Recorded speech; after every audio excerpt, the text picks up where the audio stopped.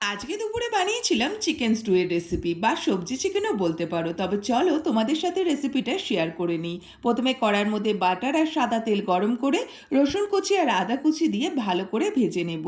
এরপর পেঁয়াজ কুচিগুলো দিয়েও ভালো করে ভেজে নিতে হবে গলে আসা পর্যন্ত। আগে থেকে ধুয়ে রাখা মাংসটাকে দিয়েও আমরা এপিট ওপিট করে ভেজে নেব বাদামি রং আসা পর্যন্ত।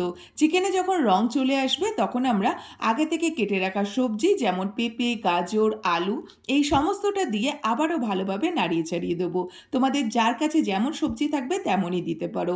এরপর বিনস কুচিগুলো দিয়েও আবারও ভালোভাবে নাড়িয়ে চাড়িয়ে এর মধ্যে দিয়ে দেবো স্বাদ মতন লবণ, 1 চামচ ধনে গুঁড়ো, 2 চামচ জিরে গুঁড়ো আর কাশ্মীরি রেড চিলি পাউডার। এটা অপশনাল, না চাইলে নাও দিতে পারো।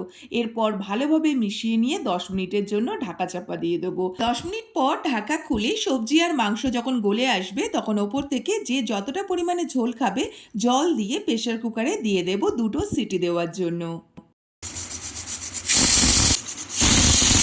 এরপর প্রেসার কুকার থেকে কড়াই নামিয়ে ওপর থেকে কুচিয়ে রাখা ক্যাপসিকামগুলো দিয়ে আবারও বেশ খানিকক্ষণ ফুটিয়ে নেব।